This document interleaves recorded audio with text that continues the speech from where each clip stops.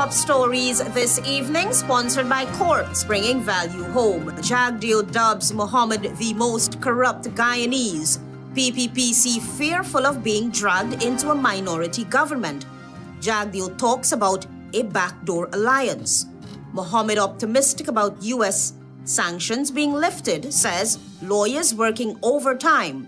And FIGUEIRA'S departure from APNU driven by personal ambition rather than moral conviction. Alexander.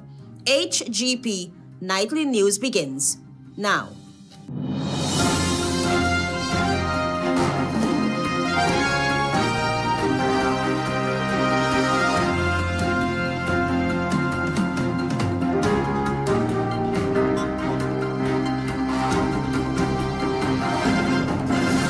Good evening to our viewers here in Guyana and online. I'm ALETHEA Grant with the Friday 25th July 2025 edition of the HGP Nightly News. We'll tell you this evening that at his weekly press conference on a Thursday, General Secretary of the Peoples Progressive Party Civic, Barrett Jagdeo, found presidential candidate Mohamed's plan to weed out corruption in several key institutions, including the Guyana Police Force, laughable. Here is more.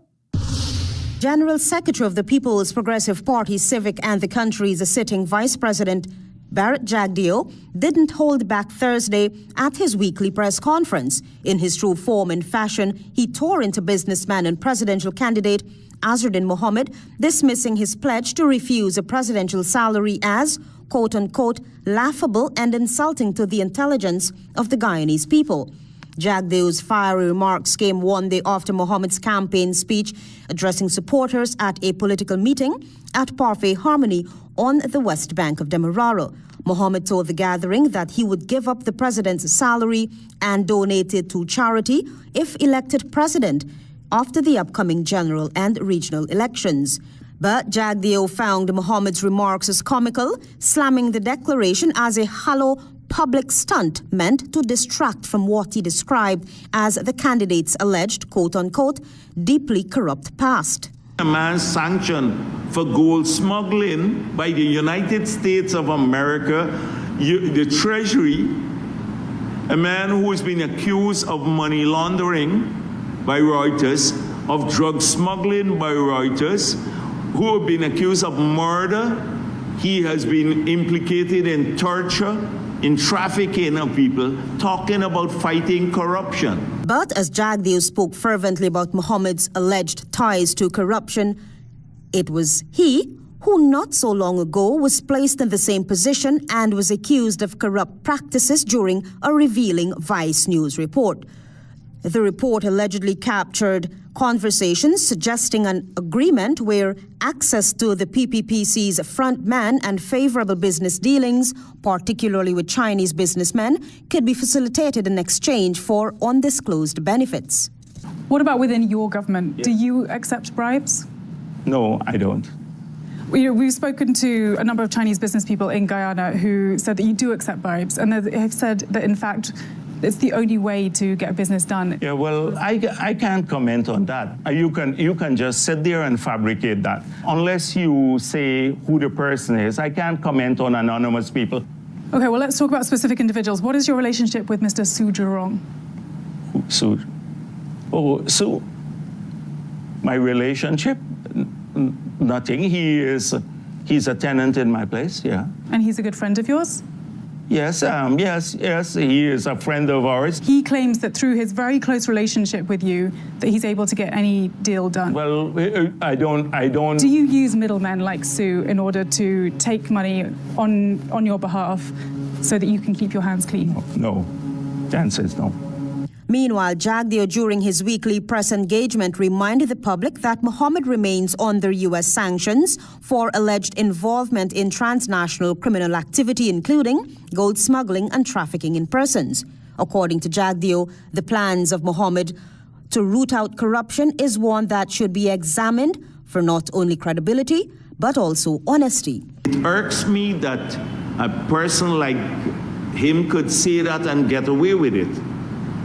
The most corrupt individual in the country talking about corruption. Mohamed's campaign has yet to respond directly to Jagdeo's latest remarks, but his team has continued to frame his candidacy as a fresh alternative to traditional politics, positioning him as a man of the people. As the campaign trail heats up ahead of the September 1 elections, the verbal clash between the ruling PPPC and the opposition are intensifying, with corruption, credibility and character at the center of the political crossfire. The Peoples Progressive Party Civic government seems to be getting nightmares on the thought of the party being pushed into a minority government come September. Travis Chase reports. The possibility of the People's Progressive Party Civic being a minority government after the September 1 polls seems to be haunting the party's executive, so much that the party's General Secretary Barrett Jagdeo is suddenly talking about a hearsay master plan to draw the PPP below 50% in Parliament. There is this master plan of collaboration behind the scenes between Azruddin Mohammed and APNU and AFC. And the objective is to bring the PPP under 50% in the parliament. When former President Donald Ramotar headed the PPPC's ticket in 2011, the party garnered 32 seats, and the combined opposition held on to the 33 others. Ramotar had hoped then that such a parliamentary makeup would have been a walk in the park until he was forced to prorogue Parliament and the country was preparing for snap elections. Mr. Jagdeo is fearful of such a déjà vu, where every piece of financial paper went through scrutiny from the parliamentary majority. They're hoping for a repeat of 2011. You know, 2011, the PPP won the presidency but did not have the majority in parliament. And thereafter, the country suffered. An obviously worried Barrett Jagdeo accused the opposition of even collaborating with the devil to bring the PPPC to a parliamentary minority. And the sentiment is that we will collaborate with the devil. We just don't hate the PPP so much. We don't want PPP for whatever. Even if they do a great job, we just don't want them. The party's General Secretary was then pressed for an answer on should the PPP be pushed into a minority. Would the party be willing to work with any other candidate from any other political party or parties? We've done our polls, and I'm sure they have done the polls too, and they know what the outcome is. It's unhinging a lot of people. They've already made it clear, anything but the PPP, that's their motto now, anything but the PPP, APNU and AFC and any of the others. Mr. Jagdeo then cautioned his party's supporters to be vigilant at the polls. Travis Chase, HGP Nightly News. A presidential hopeful is optimistic that sanctions imposed on him by the United States will be lifted. Here again is Travis Chase. One day after United States Ambassador to Guyana Nicole Theriot expressed concern over the possibility of Azruddin Mohammed, who is sanctioned by OFAC, becoming a member of parliament, the presidential candidate of the We Invest in Nationhood Party Thursday expressed confidence that the sanctions imposed by the U.S. against him and his father, along with their business, will be lifted. The presidential hopeful was at the time addressing members of the media at his party's much-anticipated manifesto launch. My lawyers in the United States of America, they are presently working with OFAC to get me delisted. And I think I'm being very optimistic that very soon I will be delisted. The politician is confident that should he be elected into government, the United States government will work along with his government. If you listen to Ambassador yesterday, Ms. Nicole, she mentioned that she can work with other members of the team, not specifically me, if you can recall that. Azruddin Mohammed said his decision to enter the presidential race was not to gain, but because of the cries of the people. This is the first time that I would agree with Barrett Jagdeo. This is a sovereign nation. This is the will of the people. They want me to run for office. That is why I declared my candidacy, because of the people of this country. Mohamed, his father Nazar Mohamed, and their businesses were sanctioned by the U.S. government in 2024 over tax evasion and gold under-declaration. May Thomas was also sanctioned for her role in enabling the businessmen, according to OFAC. Travis Chase, HGP Nightly News. Thanks, Travis. Join us after the break. We have more news for you.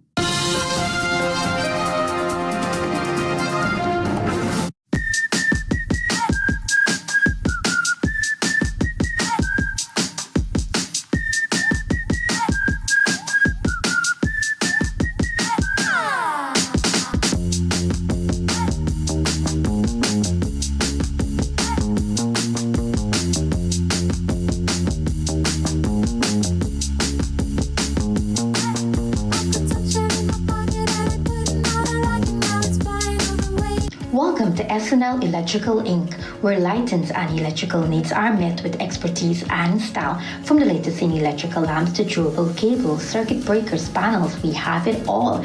Illuminate your space with our elegant chandeliers, stunning crystal lights, and versatile pole lights.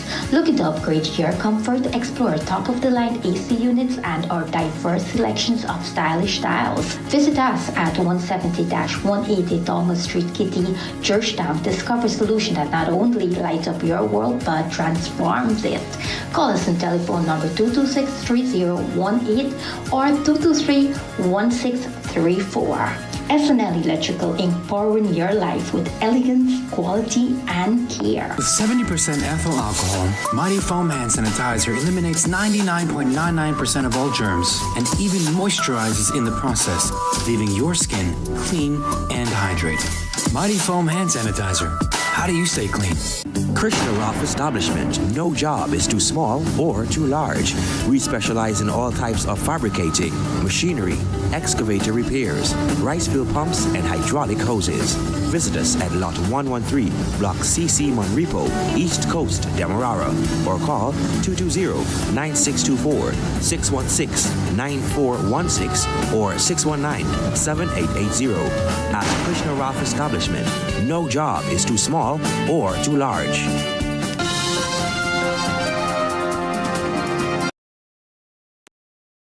With the HGP Nightly News, with bold promises of bigger pensions, higher wages, and lower taxes made by the We Invest in Nationhood Party, questions are already being raised about whether this will be enough to sustain Guyana's economy. Let's take a closer look at what's being promised, who stands to benefit, and what it all means for the country's financial future. With national elections on the horizon, the We Invest in Nationhood Win political party launched its 2025 manifesto on Thursday, unveiling a series of sweeping financial promises that its leader, Azardin Mohamed, says are aimed at giving Guyanese a fair share of the country's wealth. From major increases in public assistance and pensions to lower taxes and higher wages, the party's platform is positioned as a direct response to what it sees as economic inequality in the midst of Guyana's oil boom.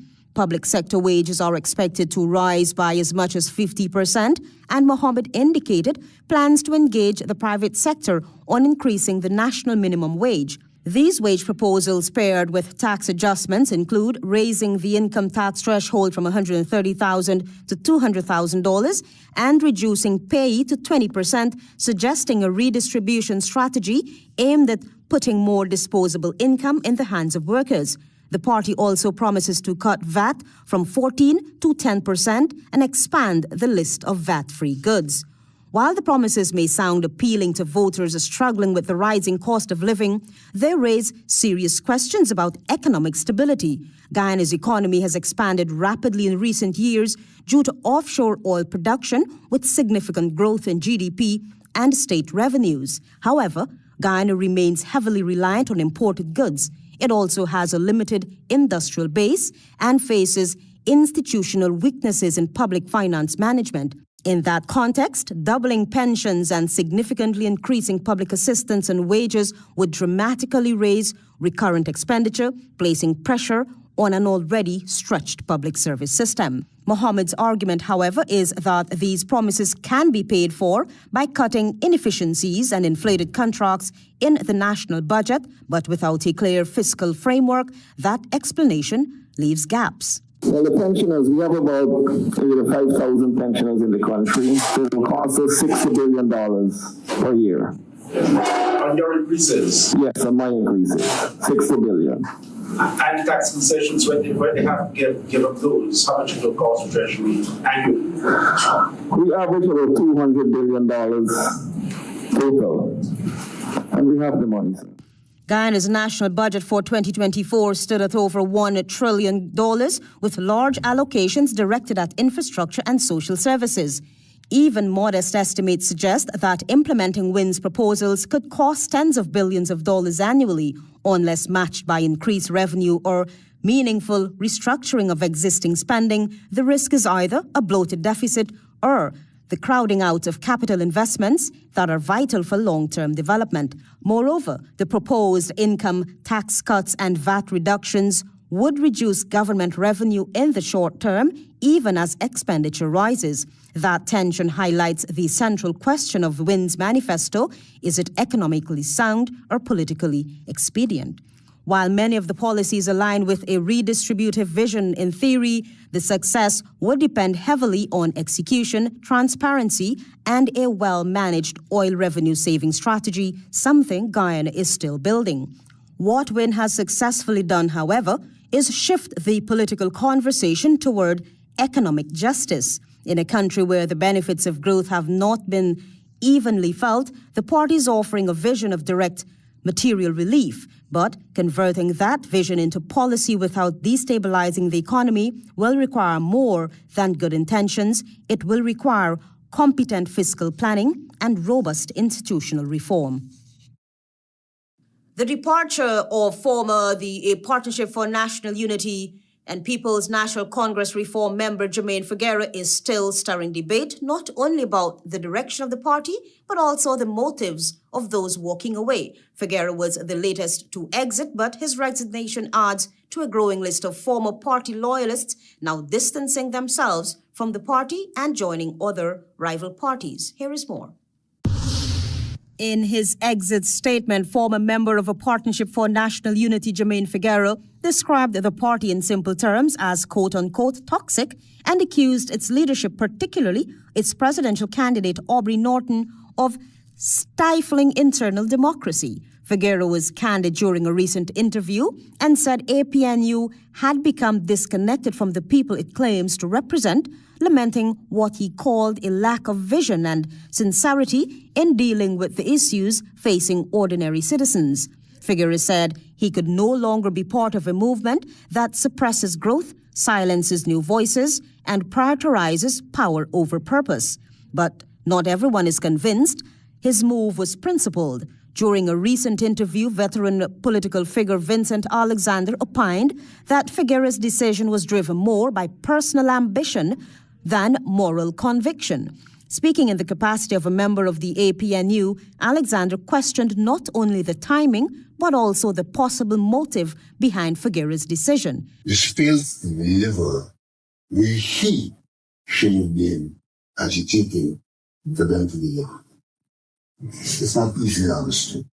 There may be a good reason, but I can't get it. Maybe he believes that he might be able to do more from the inside. Probably. In that circumstance, he has to admit his failure. Right. He can't just failure to advocate from the outside. He can't just distance himself and say that they're not good and going here is good. Alexander pointed out that Faggera's home base, Linden, remains deeply underserved despite repeated promises from the incumbent. He suggests that Faggera had failed to deliver for his constituency and might have been looking to secure his own political future elsewhere. The PNC started a project, a track project, and that project is releasing after 5 years. Both of those two things fall within the realm of crucial utensils. Yes. She's a shabby things. The government has failed to deliver on those things. Yes, she should have been agitating for. But he now prefers a candidate at the government. This fails to deliver where he should have been agitating for them to deliver. Following his resignation, Faggera then threw his support behind President Irfan Ali as he endeavored to secure a second term. Presidential candidate for a Partnership for National Unity, Aubrey Norton, is putting ExxonMobil on notice that under an APNU-led government, he will demand a full-scale review of Guyana's controversial 2016 oil contract, regardless of the existing agreement. A Partnership for National Unity, APNU presidential candidate Aubrey Norton says he plans to engage with ExxonMobil on the 2016 production sharing agreement because of the incumbent's lenient stance towards the company. Mr. Norton made this known on Friday at a press conference held at Congress Place, Sophia. We intend to engage Exxon on every aspect of the contract that we believe can be utilized to increase the benefit to the people of Guyana. There is criticism that the 2016 Sabo Block Production Sharing Agreement, PSA, which was signed during the previous administration, was locked in a 2% royalty rate, while exempting the oil giant and its partners from corporate taxes. ExxonMobil has continuously maintained that the agreement is non-negotiable and financially stable, but APNU leader Aubrey Norton insists that the subject should be reviewed. I have already engaged Guyanese in the diaspora who have experience in terms of dealing with multinational corporations, especially in the oil sector. And so there will be an advisory group that will help us as we move forward. The APNU presidential candidate has been vocal regarding a proposed review of the oil and gas industry, including project ring fencing, taxation, environmental obligations, decommissioning costs, transparency, auditing, local content, and shared management of operations. Although Exxon from the outset has ruled out the possibilities of renegotiating the 2016 production sharing agreement due to its financial terms and conditions, Norton made it clear that the law has such provisions. The law provides for us to engage and make the changes, and we intend to address it based on the law. The seasoned politician also vowed to establish a professional and independent petroleum commission should his party be elected to government from September. Antonio Day reporting for the HGP Nightly News. More news after this break. Stay tuned. Planning a cleanup? We can help. Sevon's Waste Management skip bins can be provided for home renovation projects, yard cleanup, or construction project. It's simple. Step 1, give us a call. Step 2, we put down the bin. Step 3, load it up with all of your junk. Step 4, we take it away. That's simple. Bins are also available in various sizes, so there is no job that is too big or too small. Call Sevon's Waste Management today at 218-1455.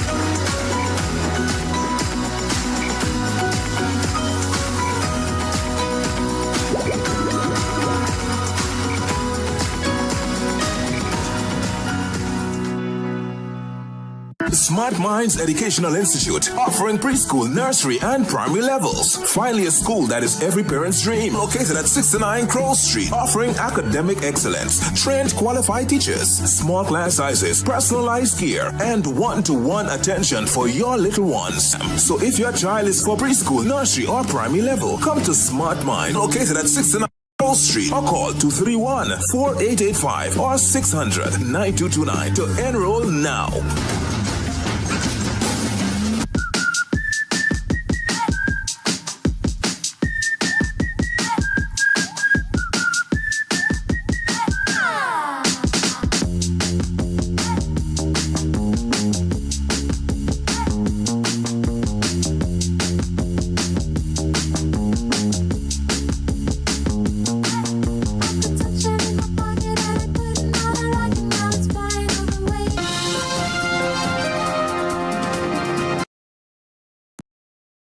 with the HGP Nightly News. Antonio Day tells us that respective signatories to the Global Biodiversity Alliance, including Guyana, has committed towards building a robust accountability system that gears at measuring the magnitude of biodiversity sustained. Here is more. President Irfan Ali announced that Guyana will become the first country in the world to implement a fully standardized border-to-border national biodiversity monitoring system by 2030. He made this disclosure on the final indoor session of the Global Diversity Summit, which concluded at the Artichon Conference Center on Thursday. Guyana has announced the launch of the National Biodiversity Management Monitoring Strategy. Guyana will implement a fully standardized border-to-border biodiversity monitoring to support the effective valuation of Guyana's greatest asset. The National Biodiversity Information System, which was launched during the summit, will gather and analyze data on the country's plants, animals, and ecosystems to help guide decisions and policies that support sustainable development and conservation. We want a transparent system, a system in which there is measurement and evaluation, and a system in which there is accountability. According to President Ali, he stated that the initiative shows Guyana's commitment to protecting the environment and will create a new global standard for biodiversity accountability at the national level. This groundbreaking effort, catalyzed by our convening this week, all of us convening this week at the inaugural Global Biodiversity Alliance Summit, will set a new global benchmark for national scale biodiversity accountability. Moreover, the government on Thursday signed a letter of intent with Sylvania, a global natural capital investment platform, to develop innovative methods for valuing and financing biodiversity. This agreement was established on day 2 of the just concluded Alliance Summit, involving government officials, indigenous peoples, biodiversity experts, and private sector leaders to enhance ecosystem protection. The country has secured payments for forest climate services, including partnership with Norway that led the sale of RED plus carbon credits to companies like Apple and Hess Corporation. Sylvania, a $500 million investment platform launched by Mercuria, invests in nature-based solutions across Latin America, Africa, Europe, and Asia, focusing on ecosystem restoration. Antonio Day reporting for the HGP Nightly News. The park rain will come alive over the weekend as Pan Jam in the Village will light up the atmosphere with pulsating rhythm of steel pan and Guyanese diversity. Nightly News' Antonio Day sat down with the event's coordinator and filed this report. The popular Pan Jam concert returns for its 7th year with the theme Pan Jam in the Village. Scheduled for Saturday, July 26, 2025 at Park Rain, the event will celebrate the vibrant village atmosphere central to Guyanese culture. In an exclusive interview with Nightly News, Rion Miller, the event's coordinator and curator, discussed what excitement attendees can expect. This year, the theme for Pan Jam, you forget, when you... The event also seeks to instill a sense of ancestral pride through folk songs. Miller, an attorney at law, told this newscast. You're going to get what you songs and that. Joshua Reguello, a regional sensation singer-songwriter who has gained international recognition, will also perform, bringing soulful artistry to the evening. Carlvin Barnett and Nikita, who are known for their captivating performances, will be performing at the exhilarating event.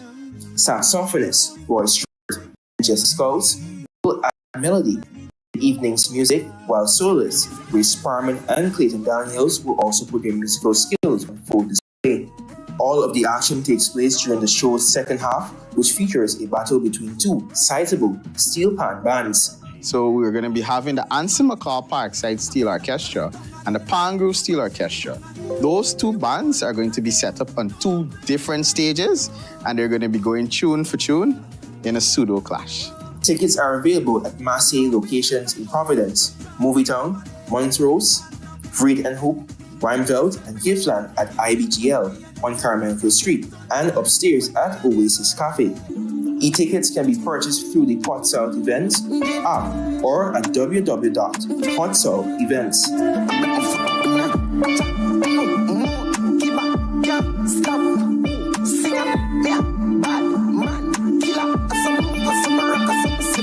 I am Antonio Day reporting for the HGP Nightly News.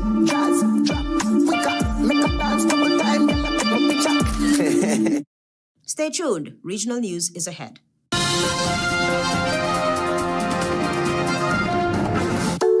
Turbo with a new look, new style, with the same great taste in the 250 ml can. Everybody run out now. Go and go grab one. Me charge up with a turbo 250 ml at your favorite spot. Wait, sell. New look, new can, same vibes. Jinxing, energize up your life. Vibes up, work time, anytime we are turn up the party with turbo can. Turbo can, turbo can, turbo can. Now available in the new 250 ml can. Turbo energy drink. Charge up today. You know, I've been thinking, since I moved over to the west side, this is the perfect location for put up a food stand. Put up food stand here? Yes, Officer Bling. No, Granny, you can't put up no food stand here. Why not? Because the gas to energy pipeline. Gas to energy? Why is that? They can bring gas from offshore to region 3, that can turn into electricity and other things. So what about if Granny put it up over there? No, Granny, listen. This whole area here, from here to the West Bank, is considered the right of way. So nobody can build, plant, dig, or burn nothing here. But what if I am? No buts, Granny. Listen, you could get yourself or others hurt. Watch, you see this number here? You call it if you see anybody doing anything out of the way or doing anything they ain't supposed to be doing, like building, digging, or burning stuff on the right of way. All right, grandson, I hear you.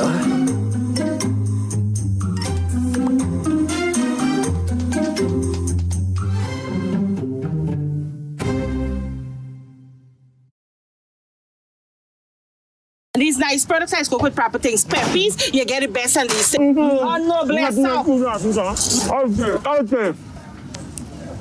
Pack up these things. Yellow, you put the things in the car. Loving you is easy cause you're beautiful. Do-da-do-da-do. I love you, and you, and you, and you, and you. I love all of you. Peppies, we put the pep back into your kitchen. And you. I love Peppies. Whatever your dream is, Republic Bank can help you make it happen.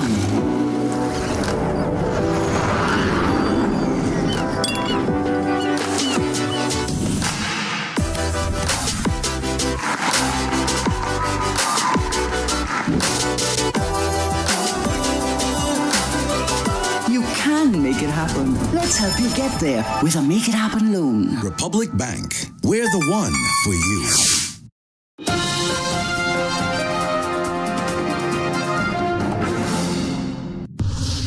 Good evening and welcome to Friday's edition of the Regional News. Starting off with news in Jamaica. Traffic cop O'Dane Davison, who was accused of soliciting money from a motorist along the Spanish Town bypass in St. Catherine, was on Wednesday freed of corruption. A constable from St. Catherine North Traffic Department was acquitted after acting Senior Parish Court Judge Janelle Nelson Gale upheld a no-case submission from his attorneys. The case was heard at the Night Court at the Portmore Outstation of the St. Catherine Parish Court. It was alleged that on October 21, 2023, the policeman was soliciting money from a motorist when undercover cops swooped down and arrested him. He was later charged with the breaches of the Corruption Prevention Act, following a ruling by the Office of the Director of Public Prosecutions. Davidson made several court appearances and maintained his innocence throughout. He was granted bail during his proceedings.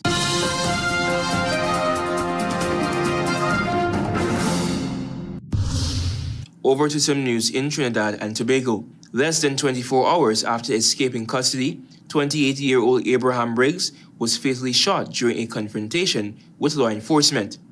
Officers found him along the Guayco to Mana Road around 3 p.m. on Wednesday. According to law enforcement, Briggs attacked the officers leading to the shooting, and he was taken to Sandy Grande Hospital but died while being treated. According to a release issued on Tuesday, the prison service said that around 5 p.m. on July 22nd, star convict, a term for first-time offenders, Abraham Briggs escaped legal custody while working at the Youth Training Rehabilitation Center. And I quote, "An alarm was raised and officers attached to the emergency response unit responded. The Ruka police were also contacted, and a search is currently underway for Briggs in all surrounding areas," the release said. He was serving a 6-year sentence for robbery with aggravation and was expected to be released from prison in March of 2029. His last known address is 67 Brooklyn Bridge Road Settlement, Sandy Grande, and he was considered to be armed and dangerous.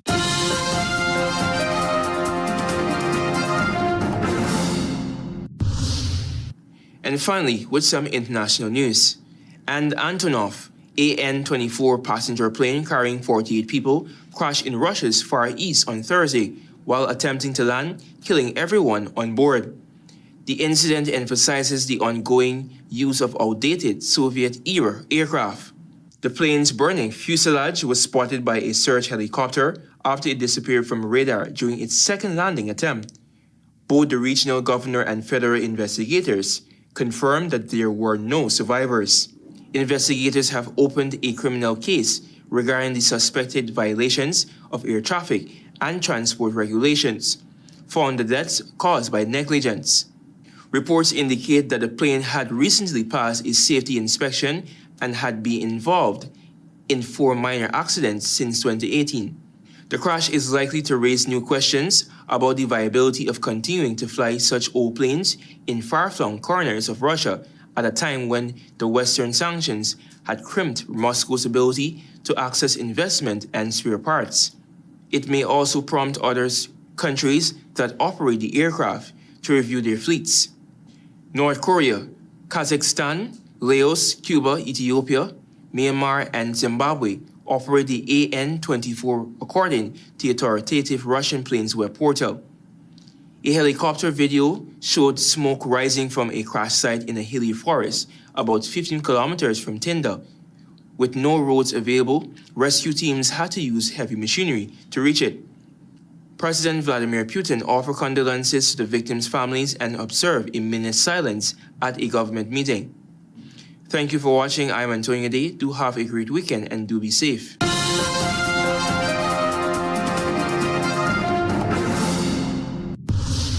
Jagdeo dubs Mohamed the most corrupt Guyanese. PPPC fearful of being dragged into a minority government.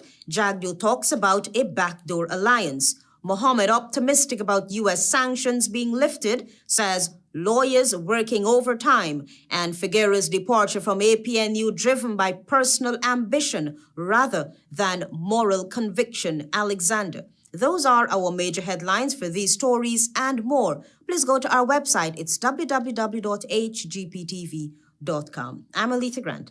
Thanks for watching.